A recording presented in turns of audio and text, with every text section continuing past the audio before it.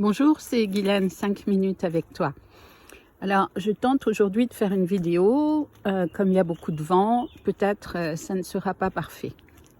Bien, je voudrais évoquer aujourd'hui le sujet brûlant de l'amour. Pourquoi? Parce que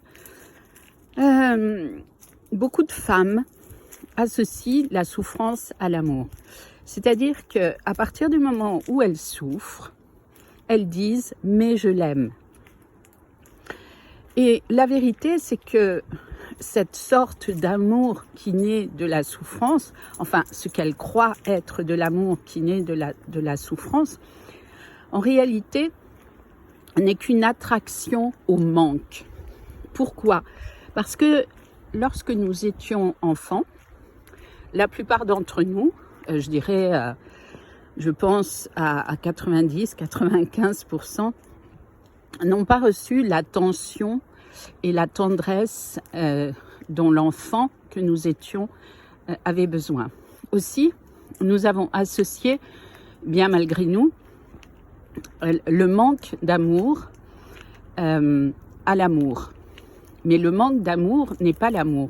L'amour est un sentiment, un ressenti qui est censé nous amener au meilleur de nous-mêmes, qui nous permet de nous déployer dans nos capacités connues et inconnues, dans nos dons, en tout cas, qui nous permet de développer nos facultés à partir du bonheur. Or, la plupart du temps, j'entends des femmes qui sont en souffrance et lorsque je leur demande « mais pourquoi vous restez ?» j'entends la réponse « parce que je l'aime ». Mais ça n'est pas de l'amour. C'est seulement une addiction à la souffrance qui provient de l'enfance. Parce que, comme je vous l'ai expliqué, l'enfant a associé la souffrance à l'amour. Donc, il est vraiment important de faire cette distinction parce que l'addiction au manque de tendresse, au manque de regard, au manque d'attention que vivent beaucoup de femmes qui sont en couple. Bon, parfois c'est l'inverse, mais d'une façon générale, je parle surtout des femmes parce que j'accompagne surtout des femmes. Donc voilà, cette addiction au manque n'a rien à voir avec l'amour. C'est simplement un sentiment qui est réveillé sur un plan cellulaire et qui nous fait croire que parce que je souffre, je l'aime. Non, pas du tout. C'est juste une distorsion que nous vivons sur un plan humain parce que malheureusement, nous ne recevrons pas enfants ce dont nous avons besoin pour nous développer, en tout cas développer l'affect, le cœur d'une manière équilibrée. Et bien sûr que dans ce contexte, les hommes, de la même façon, ne reçoivent pas ce dont ils ont besoin.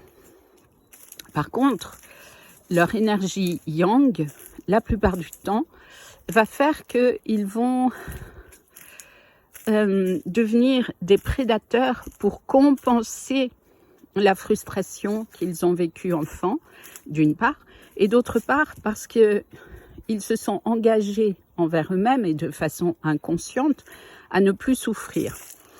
Donc, s'ils ont eu une mère qui a donné peu de tendresse, peut-être qui était très autoritaire, ou bien encore qui n'était absolument pas disponible pour l'enfant, alors sans s'en rendre compte, ils vont devenir ce que j'appelle des prédateurs, c'est-à-dire parce que l'homme est un chasseur et qu'il ne chasse plus à notre époque, bien évidemment, la plupart ne vont plus à la guerre.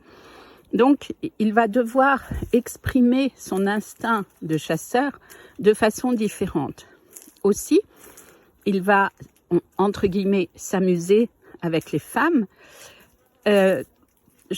Pourquoi je dis s'amuser? Parce que c'est vraiment inconscient, c'est vraiment une autoprotection dans le but de ne plus souffrir comme il a souffert lorsqu'il était enfant. Et dans ce contexte, il est présent uniquement pour satisfaire ses besoins, mais n'est pas intéressé à donner parce qu'il ne porte tout simplement pas ça en lui d'une part, et d'autre part, parce qu'il a peur, s'il donne, que la femme prenne l'ascendant sur lui. Et donc, ce qui générerait encore de la souffrance et voire un sentiment de vulnérabilité, de fragilité. Et compte tenu de ce que la société fait peser sur le masculin, c'est inenvisageable. Voilà. Donc, j'invite vraiment les femmes à réfléchir, à ressentir, à peser ce qu'elles éprouvent dans leur cœur et se demander qu'est-ce que je reçois de positif pour dire que je l'aime alors que je souffre énormément. Je souffre, voire de son indifférence, de sa froideur, du fait qu'il me laisse sans nouvelles, par exemple. Alors c'est vrai que souvent les femmes attendent trop. Elles attendent que l'homme joue le rôle du père qu'elles n'ont pas eu, c'est un fait. Donc la femme a trop de besoins, la plupart du temps, trop de besoins sur le plan du cœur. Et l'homme, lui, a peur de donner. Alors vous imaginez bien que dans ce contexte, c'est difficile de se rencontrer et de vivre une relation équilibrée. Voilà.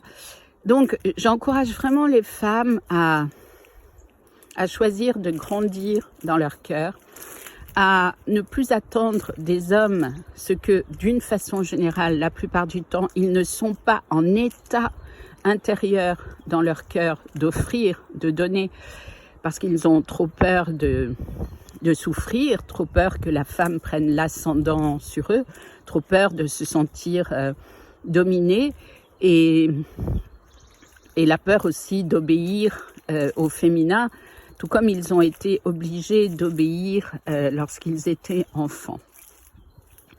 La femme aujourd'hui est vraiment amenée à répondre par elle-même à ses besoins, c'est-à-dire à devenir, sur le plan de l'affect, autonome dans le cœur et à pouvoir se satisfaire à partir de soi, de l'attention que l'on peut se porter à soi-même, sans attendre que tout vienne de l'extérieur. Voilà. Si vous avez envie de continuer sur ce chemin, allez sur mon site guilainelipski.fr. Vous trouverez beaucoup de vidéos qui parlent de tout ça. Merci à vous et à bientôt sûrement.